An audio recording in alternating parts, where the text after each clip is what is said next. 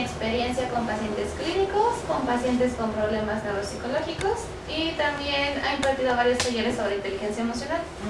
Lo que hoy nos va a hablar es sobre la inteligencia emocional y también enfocado un poco al trastorno obsesivo compulsivo. Gracias por presentarme, Caro. Y bueno, sí soy neuropsicóloga, pero ya desde hace más de un año he dado talleres de inteligencia emocional a niños de preescolar.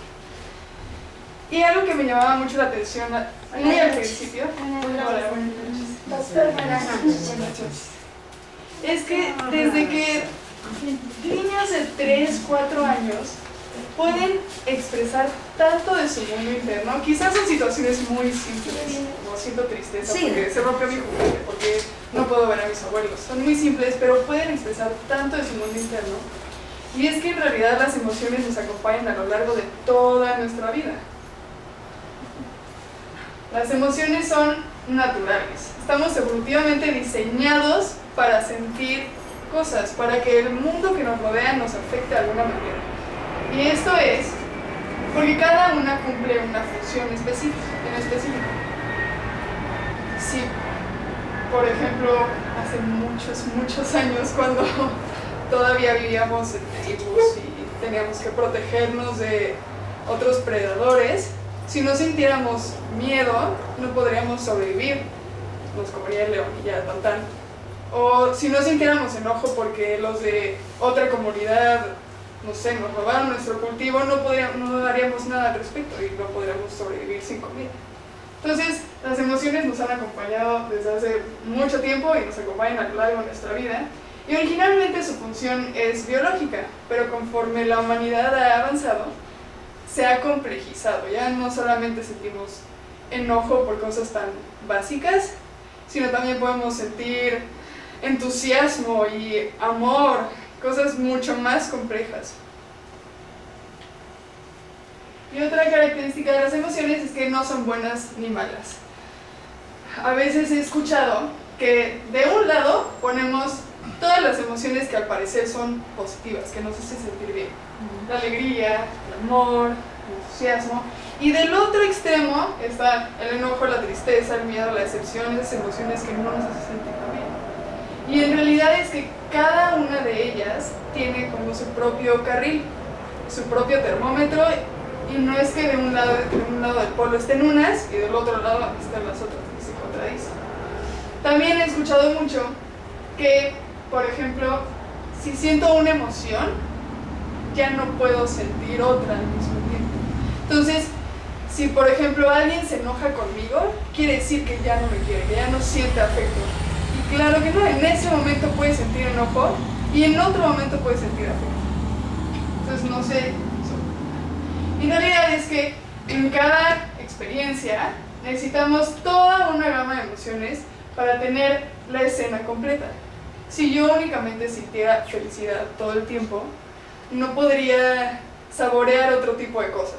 Si solo sintiera tristeza, necesitamos todos estos colores, todas estas emociones para darnos cuenta de lo que está pasando a nuestro alrededor. Y bueno, una cuarta característica de las emociones es que tienen un componente de aprendizaje.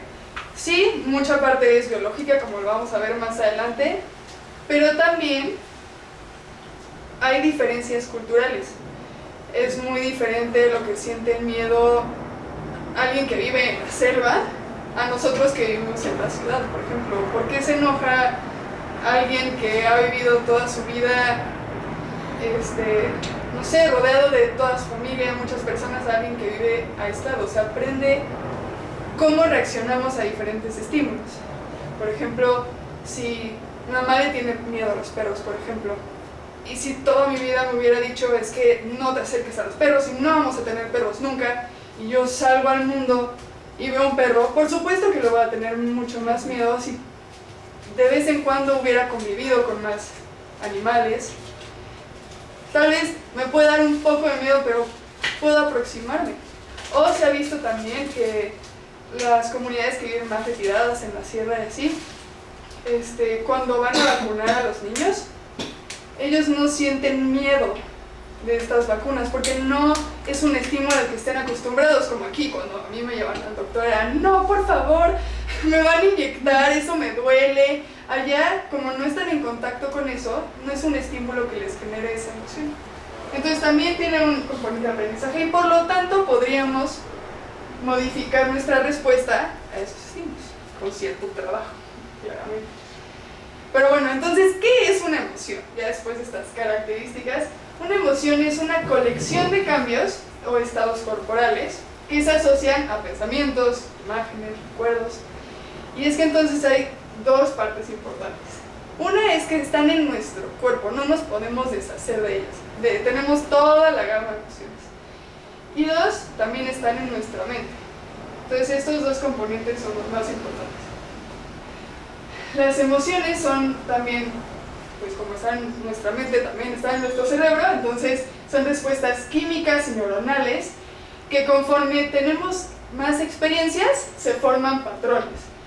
Y estos tienen un rol adaptativo. Entonces, si yo viviera diferentes experiencias, todas como si fuera la primera vez, no sobreviviríamos nunca jamás.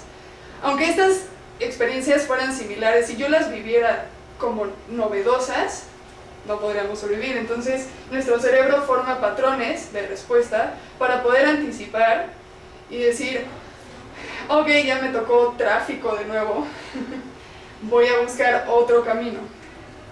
O voy a salir más temprano, voy a buscar otra respuesta. Y pues esta frase me encanta, que es, las emociones son la gramática de la interacción social. Y es que son lo que le da forma a nuestras relaciones. Sin las emociones no podríamos interactuar con los demás de una forma tan fluida. Una pregunta. En relación a que son respuestas a los químicos y neuronales, también existe la parte de hormonal, ¿no? Sí, por ejemplo con el estrés, Sí. cuando sentimos sobre todo emociones desagradables, miedo, ansiedad, enojo, se activan nuestros ejes hormonales de cortisol y eso hace que actuemos. Sí, en los embarazos, en la También. menstruación. Sí, claro. Sí, sí, sí. Ujú. Todo eso. Sí, sí, como mujeres entendemos que hay veces en nuestro ciclo en los que nos sentimos un poco más sensibles y es justo por esta parte hormonal que se relaciona con los químicos del cerebro que regulan las emociones. Sí, claro. Y entonces se ha propuesto que tienen todas las emociones tres componentes. La experiencia subjetiva, eso que hace que Caro y yo vivamos el mismo evento de una forma muy diferente, sintamos diferentes cosas por la misma película. La respuesta fisiológica, que es que me empieza a latir más rápido el corazón, o que sude, que sienta calor o frío, esa respuesta fisiológica. Y la respuesta conductual, que es cuando nos sentimos felices, sonreímos, todas las expresiones faciales, o cuando, por ejemplo, los niños de mis clases que dicen, es que me enojé y le pegué, esa respuesta conductual. Y bueno, no es que las emociones estén flotando por la vida, sino que hay muchas cosas que las pueden activar. Como decíamos, es una respuesta a algo. Y pueden ser eventos externos o internos. Por ejemplo, los pensamientos, los recuerdos, las sensaciones. Si yo voy a un restaurante y pido una sopa y como que el sabor me recuerda a cuando comí en casa de mi abuela, puedo sentir diferentes cosas, puedo sentir nostalgia o tristeza tal vez.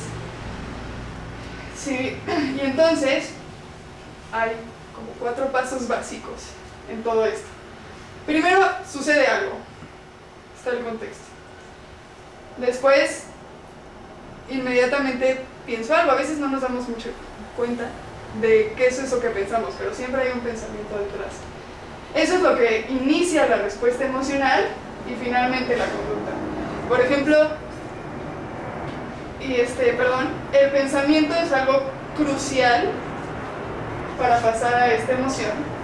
Porque si, por ejemplo, Caro me dice, por favor, da una presentación de inteligencia emocional aquí en Karachi.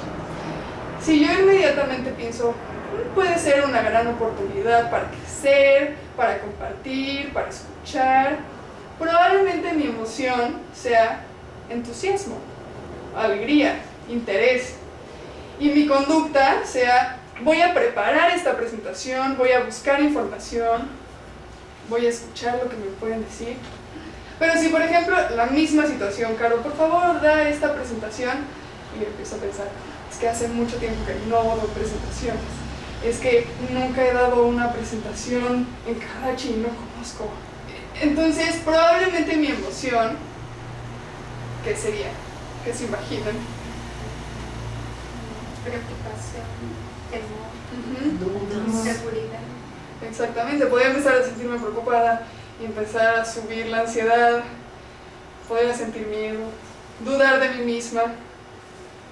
Y por lo tanto mi conducta aquí sería pues, un poco más retraída. Quizá le diría a Caro, no, ¿sabes qué?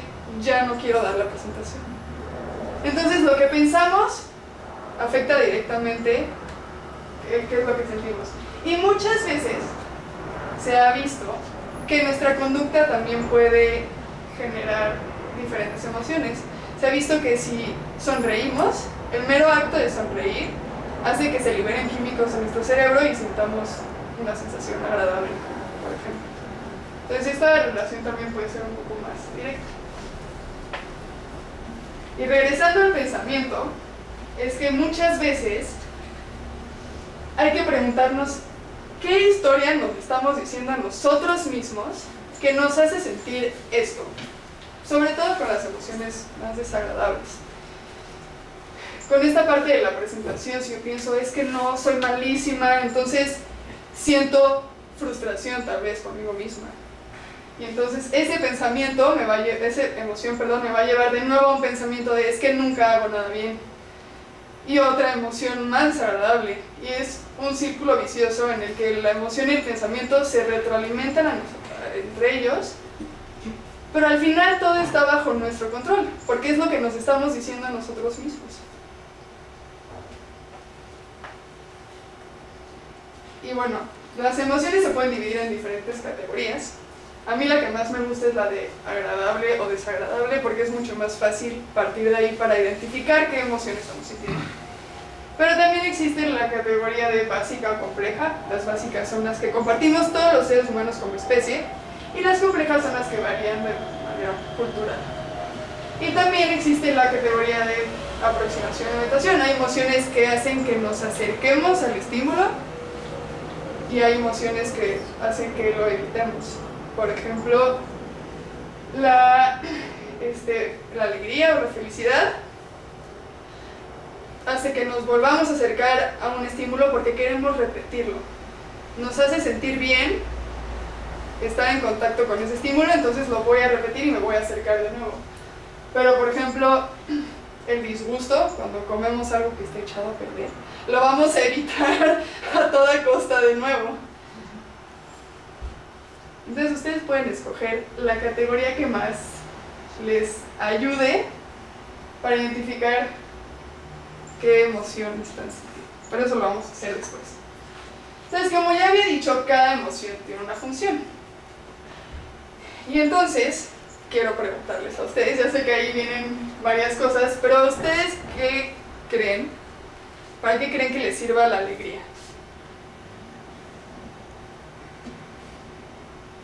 La alegría le hace bien al cuerpo, todo nos funciona mejor, ¿no? Ok. Y con el miedo, el enojo y un montón de esas cosas negativas nos enferman. Ok. Eso pienso. Sí, la alegría de hecho nos da energía, como usted dice, y el cuerpo se siente más vital para hacer diferentes cosas. Y justo lo que decía, nos hace que repitamos lo que ya hicimos. Tenemos todo un circuito en el cerebro, que es el circuito de la recompensa, que se enciende cuando hacemos algo placentero. Y entonces buscamos siempre estas experiencias que nos hacen sentir bien. Porque igual hace siglos, si nosotros encontrábamos comida que era buena para nosotros, sabía bien, entonces voy a buscar esa comida que tiene lindos colores y que sabe rico. el enojo, ¿para qué creen que les sirve enojarse? Porque todas tienen una función. Para liberar energía también, ¿no? Cuando uno se enoja. Sobre todo, por ejemplo, en una injusticia o en defensa también es bueno, ¿no? Yo creo que no es bueno quedarse con el enojo. Si uno puede soltarlo, digo, claro que no sea extremo, ¿no? Pero sí decir lo que uno piensa y luchar contra las injusticias, eso sí me parece pues loable, se me hace a veces en un país como México es como de héroes, ¿no? Acciones heroicas luchar contra la injusticia. Sí, es muy difícil. Pero claro, eso hace el enojo. Cuando hay una injusticia, así que sea grande como en nuestro país, o una injusticia un poco pequeña hacia nosotros. Cuando, por ejemplo, nos faltan al respeto, cuando alguien se mete en la fila del banco, dices, ¿qué? ¿Por qué? Ese enojo hace que nos demos cuenta de esas cosas que importan y hagamos algo para cambiarlo. Igual cuando nos faltan al respeto, cuando nos agreden, es una forma de defendernos. Que nuestro cuerpo nos dice, esto no está bien, haz algo, esto no me gusta, tienes que hacer algo al respecto. ¿Ustedes cuándo han sentido enojo? Por ejemplo, sí, cuando dices, por ejemplo, que se mete alguien en el alcohol, se mete, y yo a veces sí, hace poco una persona se metió y le dije, disculpe, pero yo es que llegué antes. Sí, es una forma de mostrarle, ¿no? Tal vez sí, no sí. es como lo vemos en las películas, que es como violencia y gritos, y no necesariamente tenemos que expresar así el enojo, pero diciendo esto no está bien, Sí. ese enojo. ¿Alguien más quiere compartir? Sí, Pues el enojo, ¿no? Ajá. Pues nos hace daño, ¿no? También al cuerpo.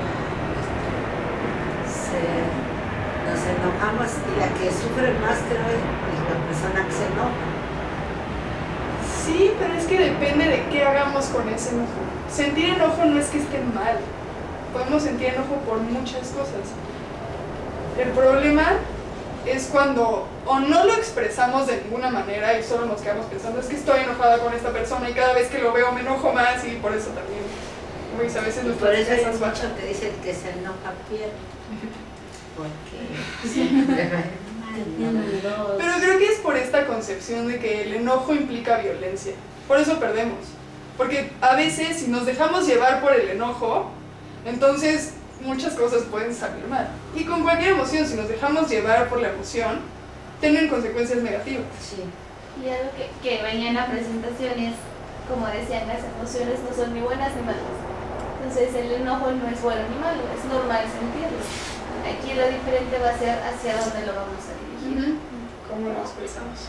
Ay, hay una palabrita que ahorita se me fue, que se usa para cuando tú puedes sacar tu enojo, pero de una manera Constructiva, amable, constructiva, asertiva. Eso, ser usarlo Asertivo. de manera asertiva, ¿no? Claro. El enojo. Sí, y ser asertivo significa hacer que se escuchen tus opiniones, o hacer valer tus derechos sin interferir con la vida de otras personas. Justo le digo al que se metió a la fila, no puedes meterte a la fila, pero no voy a golpearlo o no voy a decirle groserías. Y es ser asertivo. Y bueno, el miedo es un poco más simple porque es una de las emociones básicas que compartimos con muchísimos animales y nos sirve para protegernos. ¿Ustedes cuándo han sentido miedo? En el temblor. En el temblor. A mí no sé qué miedo me dio cuando me dio una crisis de ansiedad que yo no podía subir al metro. O sea, tengo mucho miedo, pavor, que algo no fuera a pasar. Y no quería subir al metro. Sí, y justo ahí el miedo se alimenta muchísimo de los pensamientos que aparecen en nuestra cabeza.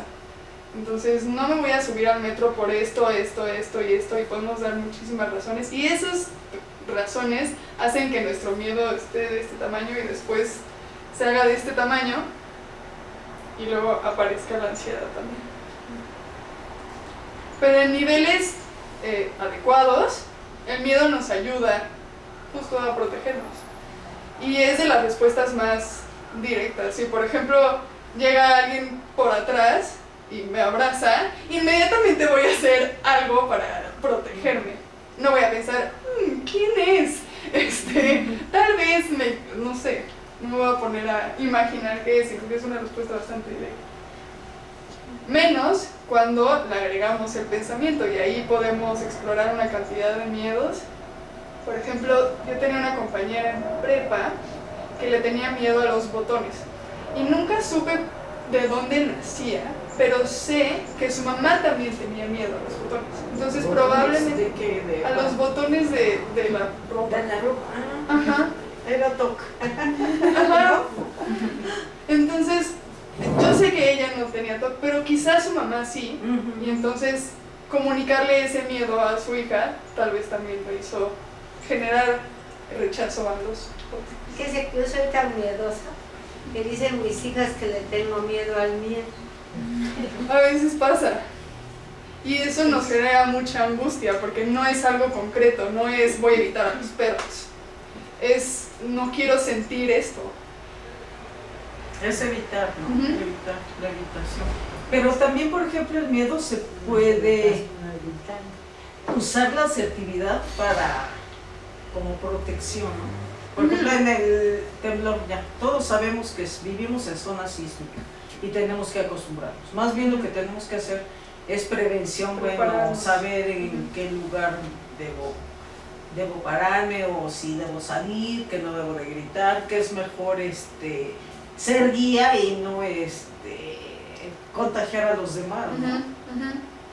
Sí, y en general tenemos reacciones muy distintas al miedo, cada quien.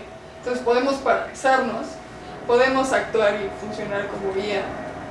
Y cuando hay un estímulo muy evidente, podemos defendernos. Pero, pues sí, el chiste es trabajar esos miedos e identificarlos para poder actuar de manera más adecuada. Y es lo que vamos a ver al rato. Pero primero, las emociones. Y bueno, la sorpresa no tiene una valencia muy específica. No es que sea agradable o desagradable, sino que es esa alerta que tiene tu cuerpo antes de generar una respuesta. Entonces es muy diferente que a mí me hagan una fiesta sorpresa. Y sienta sorpresa cuando aparecen todos en mi casa, sin que los haya invitado. O que alguien me asuste por atrás. Es una sorpresa, es la misma sorpresa, pero lo que viene después, la acción que viene después, depende de nuestra evaluación de la situación. Bueno, y hay muchas más opciones. La tristeza es desagradable. Creo que a nadie nos gusta estar tristes, pero nos ayuda mucho a indicarnos que tuvimos una pérdida. Y no siempre es la pérdida de una persona, puede ser la pérdida de la oportunidad de hacer algo. No sé, ya no puedo jugar con mis abuelos como lo hacía antes, entonces siento tristeza, ya no tengo esa oportunidad. Y nos sirve, la función de la tristeza es reintegrarnos, es tomarnos una pausa para que mi cuerpo pueda sentir esa pérdida y acomodar todos los pensamientos para poder seguir con nuestras vidas. ¿Alguien nos quiere compartir cuándo ha sentido tristeza? Muchas veces. Sí, claro, es muy común sentir Pues en la tristeza. pérdida de una persona querida, ¿no? Ujú. El fallecimiento. Pero pues lo único que nos queda es recordarlo bien, honrar su memoria Ujú. y recordarle las cosas buenas de esa persona. Claro, y justo la tristeza nos permite honrar a esa persona en el sentido de me voy a dar una pausa para pensar en lo que significó esta persona en mi vida. Y ya no está, pero ¿qué puedo tomar de esa persona ahora que mi vida sigue? Pero bueno, esa es una causa muy, muy fuerte. Pero hay veces que nos da una tristeza tan grande sin motivo. El doctor Nicolini me curó 2 veces de eso y me dio las claves. Ya no tengo tristeza, porque si me da tristeza me voy a hacer ejercicio, a natación o algo. Y me vivo eternamente agradecida porque de principio tomé pastillas, pero ahora ya no, nada más no debo dejar de hacer ejercicio, ya no me da depresión, que es una tristeza muy grande. Sí, sí, de eso vamos a hablar después, cuando las emociones y sus intensidades no son las que naturalmente tendrían que ser, digamos. Sí. Bueno, también tenemos el entusiasmo, que es una emoción un poco más compleja y es esa emoción que nos da toda la energía para prepararnos. Cuando nos dicen, nos vamos de viaje y sientes entusiasmo y no te quedas como, nos vamos de viaje, sino que preparas tu maleta, preparas el hotel, te da esa energía para hacer las acciones suficientes para lograr esa meta. Tenemos también el afecto o el amor y es muy importante para los humanos tener esta emoción porque nos aproxima a otros y antes nada más era para preservar la especie humana, pero ahora es mucho más complejo. Ahora es, bueno, me tiene que gustar, pero también porque compartimos intereses, porque vivimos cerca, por ejemplo, en un interés más romántico. O nuestros familiares. Y tener esa red de apoyo nos ayuda a ir con el día a día. El disgusto es una de las emociones más básicas que también compartimos con casi todos los animales y es este rechazo o aversión. No hay mucho que decir acerca del disgusto, pero es cuando veo, siento como algo que no me gusta, que no es bueno para mí, lo voy a rechazar. Ya casi terminamos con este ejercicio. Tenemos la preocupación, que en altos grados se convierte en ansiedad. Y la preocupación es lo que nos alerta de qué es importante, en qué tengo que trabajar. La vergüenza es una emoción muy interesante, porque nos sirve para mantener las normas sociales, para no llegar a una fiesta de cóctel en Pants, por ejemplo, y no, como para estar de acuerdo a estas normas, identificar nuestros defectos. La cosa es que cuando esta vergüenza es muy grande, cuando ya no es en niveles adecuados, puede hacer que tengamos ideas como, es que ya no valgo lo suficiente por todos estos defectos, ya no puedo pertenecer. Soy menos. Y al final, es que estos defectos no es que sean pues graves y catastróficos, sino que solamente no van con las normas de ese grupo en específico, pero quizá a nivel general tal vez no sea tan grave. Bueno, ¿ustedes para qué creen que sirve la envidia? Para mirar al otro, ¿no? Ajá. ¿Para mirar al otro? No, admirarlo. admirarlo. Porque bueno, ese es en el sentido positivo, la envidia. Porque uno quisiera a lo mejor ser como esa persona, tener esas cualidades o... Justo. Nos hace notar esos aspectos que podemos mejorar. Si yo quiero tener el cuerpo de modelo, chance no puedo llegar a eso, pero puedo hacer ejercicio para sentirme sana y sentirme bien conmigo. Entonces la envidia nos hace notar esas cosas que quizás nos hace falta o nos gustaría tener para mejorarlas, no solamente para decir es que no lo tengo y ya me quedé así. Pero esa es la envidia de la buena, de las envidias malas que son capaces de matar a alguien porque no la soportan y le va mejor, ¿no? Pero Sí, porque está mal, esa energía está mal canalizada. Ajá. Si la canalizas hacia ti mismo, pues puedes lograr eso y más. Y además, si no te estás valorando como persona, no te estás viendo lo que tú tienes o las capacidades o X, ¿no? Lo que sea. Justo. es cómo uso esa envidia. Porque la emoción en sí no es que sea buena o mala, sino qué pienso de eso. Si yo pienso justo es que nunca voy a lograr tener eso, entonces lo voy a robar. Pero lo preocupante es que piensa la persona que es capaz hasta de matar a alguien, que le cae mal porque le va mejor a esto. Sí, por esa envidia y por todos los Eso es lo pensamientos. malo, ¿no? Todos esos pensamientos que hacen que surja esa envidia tan intensa y descontrolada. Y por último, la culpa. Pues la culpa es de las emociones más desagradables, a mi parecer. ¿Y agradables? ¿Eh? ¿Agradables? No, desagradables. Desagradables. No, desagradables. Llevo mucho tiempo en mi vida vivido con mucha culpa, en general, les voy a confesar. Pero la razón por la que existe en nosotros y en nuestra sociedad es para dirigir nuestra conducta a mantener este orden. A decir, le hice un daño a otra persona y lo tengo que reparar para mantener ese vínculo. O me hizo un daño a mí, también podemos sentir culpa como hacia nosotros mismos. Como yo me prometí hacer esto y no lo logré, pues quizá me puedo esforzar un poco más. ¿No? Voy a reparar eso que hice. Por eso sentimos culpa.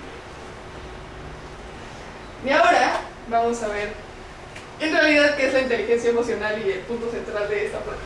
Pero necesitábamos todo lo demás para que esto tuviera sentido.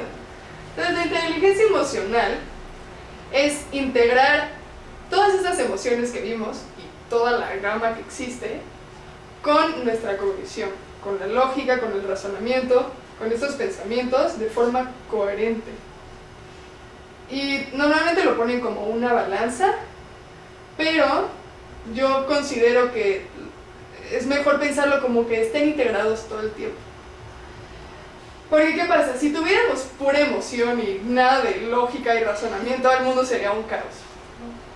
Yo diría, ay, yo me divierto mucho jugando con mi perro, entonces ahora se me antoja irme y me voy de la plática, porque ahora pues pienso que es lo mejor para mí.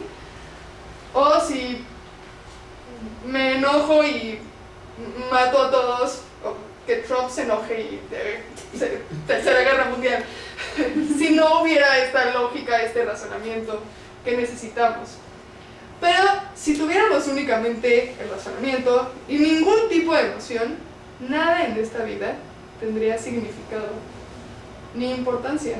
Las emociones son las cosas que hacen que ciertos aspectos sean más importantes que otros en un tiempo determinado. Que ver una película tenga un significado, que haya, pues sí, todas las artes, que yo me quiera vincular con alguien. Si no tuviéramos emociones, pues nada más usaríamos a la gente para nuestros fines más básicos. Entonces, el chiste de la inteligencia emocional es juntar estas dos cosas. No dejar toda la emoción a un lado o guiarnos solamente por la emoción. Y este esquema se ve un poco complejo, pero no está tan complejo. La inteligencia emocional tiene 3 componentes principales. Para que nosotros seamos inteligentes emocionalmente, necesitamos identificar las emociones. Todas las emociones que vimos en las listas y todas las demás que existen, en nosotros y también en los demás, a través de expresiones faciales, a través del lenguaje. Primero es identificarlas. ¿Qué es esto? ¿Es enojo? ¿Es tristeza? ¿Es miedo? Y a veces se confunden un poco esas 3. A veces podemos sentir enojo, pero abajo de ese enojo también podemos sentir miedo. La segunda parte es regularlas y manejarlas en nosotros y en nuestras relaciones. Y por último, la motivación. Y es que estas emociones dirijan mi conducta de acuerdo a la situación en la que estoy. Si estoy con mis amigos y me siento muy enojada, por ejemplo, por alguna situación, puedo decir, ok, siento enojo. Quizá no me voy a poner a decir groserías porque son mis amigos y tengo un vínculo con ellos, pero esto me motiva a hablar de ese enojo con ellos. Quizá no pueda hablar de ese enojo con la cajera del banco o lo del Oxxo. ¿No? La motivación nos ayuda a dirigir esa emoción de acuerdo a la situación. Y todos estos aspectos, el trabajarlos, el practicarlos, nos van a ayudar a ser competentes emocionalmente y a cumplir con las demandas ambientales. Y demandas ambientales se refiere a lo que el entorno nos pide. Si es una situación social, si es que fallezca un familiar, que tengo un nuevo trabajo y me tengo que poner las pilas. Cañón. Y dentro de esta competencia emocional, el autor de este modelo, que es Daniel Goleman, explica que hay 5 características que se dividen en personal y social. Las personales son 3. La autoconciencia, y eso quiere decir que si nosotros practicamos, se relaciona mucho con las de arriba, pero si nosotros practicamos estas 3 cosas, podemos llegar a la autoconciencia, y eso es que yo estoy segura de lo que estoy sintiendo de forma inmediata. Bueno, casi inmediata en casi todas las situaciones. Y para esto necesitamos la valoración. Que en cada situación nos preguntemos, ¿qué es esto que estoy sintiendo? ¿Cómo se siente en mi cuerpo? ¿Qué pensamientos están asociados a esa emoción? ¿Cómo estoy actuando? Y no dudar, porque a veces queremos encontrar la respuesta en los demás o en la situación, cuando somos nosotros las únicas personas que sabemos qué es esta emoción que estoy sintiendo. Y nos podemos ayudar de otros, pero solamente nosotros nos conocemos lo suficiente y tenemos que valorar lo suficiente nuestra percepción para determinar qué es lo que estamos sintiendo. Después, la autorregulación se refiere a ser capaces de manejar estas emociones de forma autónoma, y para esto se necesita la flexibilidad. ¿Por qué? Porque en un día vivimos muchísimas situaciones y a cada situación tenemos una respuesta. Entonces, si yo en la mañana me enojé con mi hermana y estoy haciendo ese procesamiento y estoy tratando de regular esa emoción, pero después sucede algo que me pide que sienta vergüenza, necesito esa flexibilidad para decir, esta situación ya no demanda enojo, necesito ahora generar otra respuesta de vergüenza. Y más tarde, voy a ver a mi novio. Entonces, necesito generar otra respuesta, porque si me quedo fijada, clavada con el enojo de mi hermana, voy a responder a las siguientes situaciones y regular mis emociones basándome en eso, y voy a llegar súper enojada con mi novio cuando él no tenía nada que ver. Y por último, en las competencias emocionales de tipo personal está la automotivación. Y eso quiere decir que sí, la inteligencia emocional implica actuar de acuerdo a la situación, pero además tener la constancia de decir, a pesar de esto que sucedió, a pesar de que me estoy sintiendo triste, puedo manejarlo y puedo llegar al siguiente día y volver a empezar con una nueva cara, digamos, o así. Es que en cada situación podamos generar esta nueva respuesta sin sentirnos derrotados, porque a veces cuando sentimos tristeza durante mucho tiempo, sentimos enojo durante mucho tiempo, decimos ya no quiero sentir enojo, ya no quiero sentir tristeza, lo voy a bloquear para siempre, solo quiero sentirme feliz. Y la automotivación, que implica la constancia, es decir, ok, vamos a ver qué es lo que esta nueva situación necesita. Y bueno, del lado social, las competencias son la empatía, y esto también implica bastante flexibilidad porque tenemos que cambiar de perspectiva. Quizá yo me siento enojada, pero ella se siente triste. Entonces necesito modificar eso para poder mostrar empatía. Ese Pero cambio de ¿cómo? perspectiva. O sea, tienes que, ¿cómo vas a ser empática con ella? Si ella está enojada y tú triste, ¿qué vas a enojarte también para estar en empatía o cómo?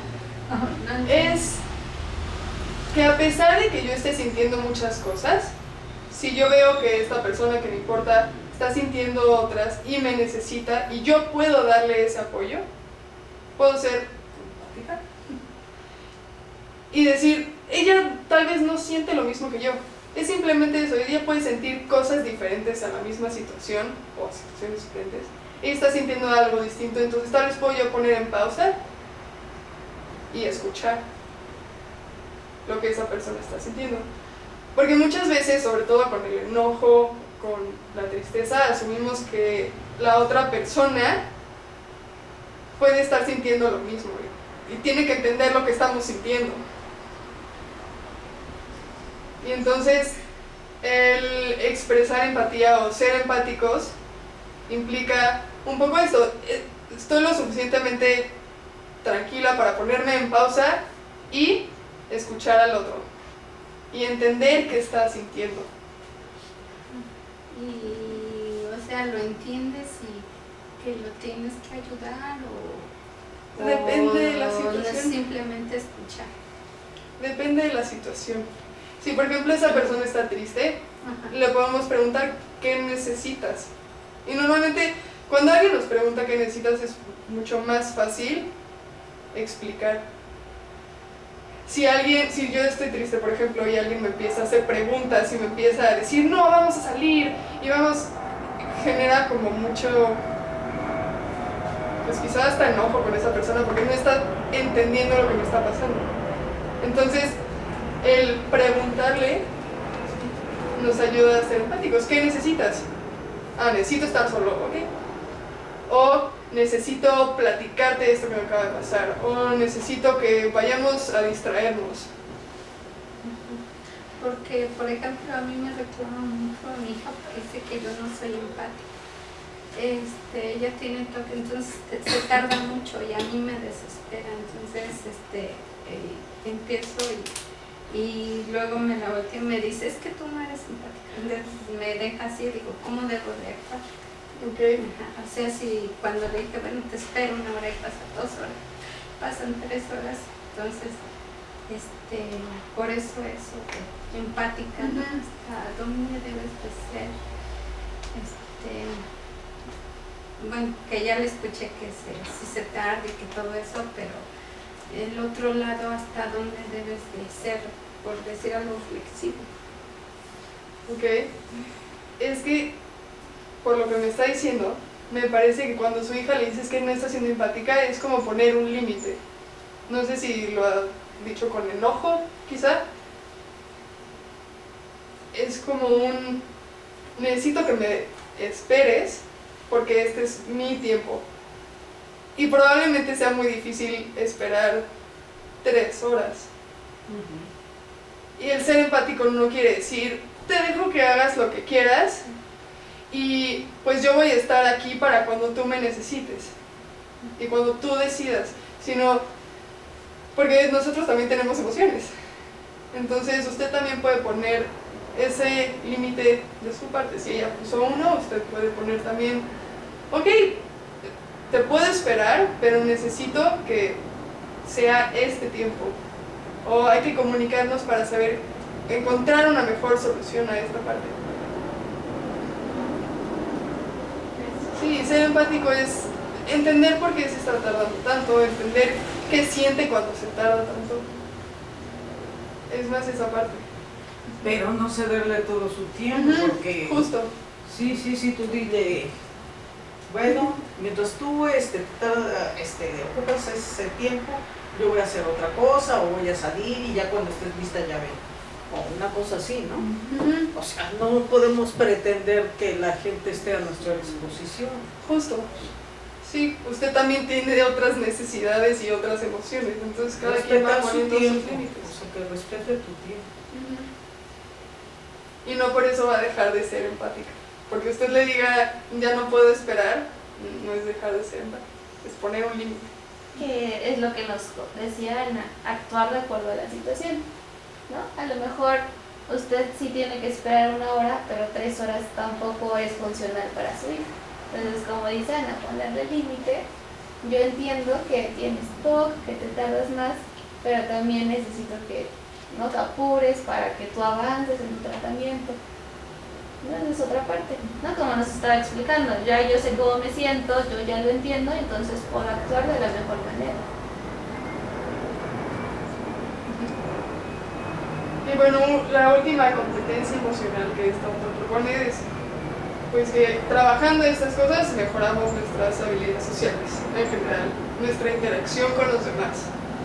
El yo estar segura de que estoy sintiendo tristeza y por eso ya me quiero quedar un momento en mi cuarto, y regularla de otra manera, escuchando música, me permite ya después entablar una conversación con alguien en mi familia. En lugar de, no sé ni qué estoy sintiendo, voy a ver qué pasa en esta interacción social y probablemente cometa muchos más errores y me sienta peor. Y bueno, algo que nos ayuda mucho en este procesamiento emocional es el lenguaje. Y en México es muy común que nos digan, ¿cómo estás? Bien. Cuando por dentro es que estoy enojada o siento muchísima culpa. Entonces, y además, el no saber tampoco qué nombre tiene lo que sentimos, pues no ayuda a que lo podamos trabajar. Entonces el lenguaje es lo que hace que identifiquemos estas emociones en nosotros, en los demás, y no solo sea como es que se siente agradable o es desagradable, sino que, ok, es vergüenza y sirve para esto y entonces voy a actuar de acuerdo a lo que esta situación me permite. O es alegría, entonces.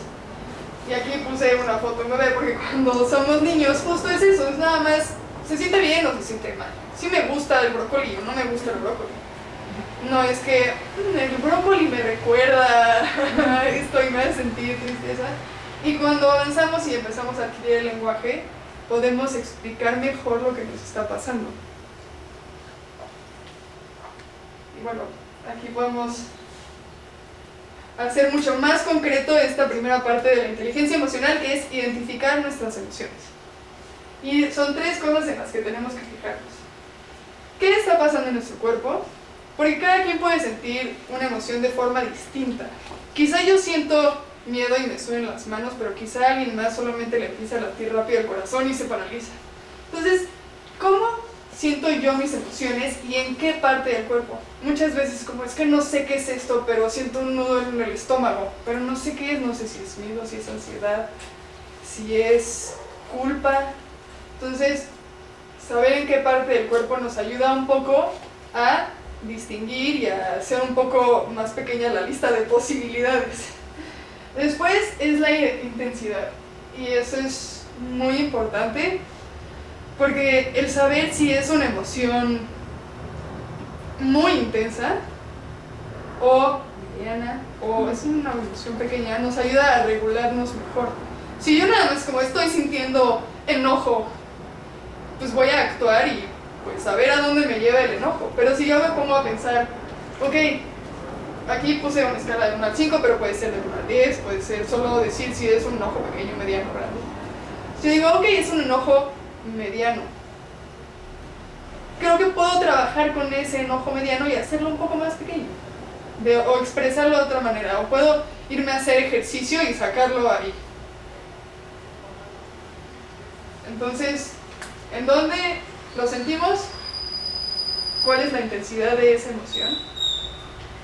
¿Y qué fue lo que lo activó? ¿Fue que pensé algo? ¿Fue que recordé algo que me pasó? ¿Estoy viviendo una situación que me provoca ansiedad? Y pensar en estas 3 cosas nos ayuda a identificar mejor qué es eso que estamos sintiendo. Quizá gracias a lo que estamos sintiendo en nuestro cuerpo, podemos decir, no, es que sí se parece más a la tristeza que al enojo o al miedo. es más alegría que entusiasmo. Y bueno, yo les traje esta imagen que me gusta mucho, y es de un estudio en el que midieron en dónde sienten las personas diferentes emociones, y consiguieron un grupo enorme de personas y promediaron estos lugares, digamos, y esto se midió con temperatura. Entonces, la mayoría de las personas sentimos enojo en las manos y en la parte superior del cuerpo, esto por la defensa. Por ejemplo, ¿ustedes dónde sienten el enojo? ¿Dónde le siente Marcela? En el pecho, En la cara. en la cara, se nos puede poner roja la cara. La mandíbula. Sí, Sí, podemos, nos tensamos aquí en la espalda. Quizá, por ejemplo, ¿en dónde sienten la ansiedad ustedes? En la panza. ¿En la panza? Sí, a mí también se me hace un nudo en la garganta y en el estómago. Ni en la cabeza. Puede Nos ser puede del empezar a doler la corazón cabeza. también, que late más. Sí. Podemos empezar a sudar también. Sí, las manos, las axilas, los pies. Sí. Sí. Y bueno, entonces, confíen en su cuerpo, de ahí es donde pueden encontrar los mejores indicadores para identificar qué emociones.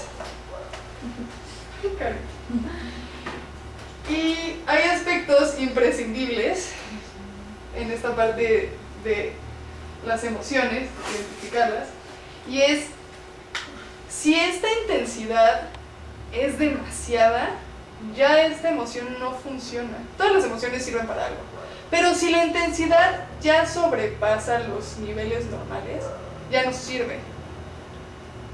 Si yo siento mucha tristeza, se convierte en depresión y esa tristeza ya no me funciona. Y depende de la situación también, si se rompe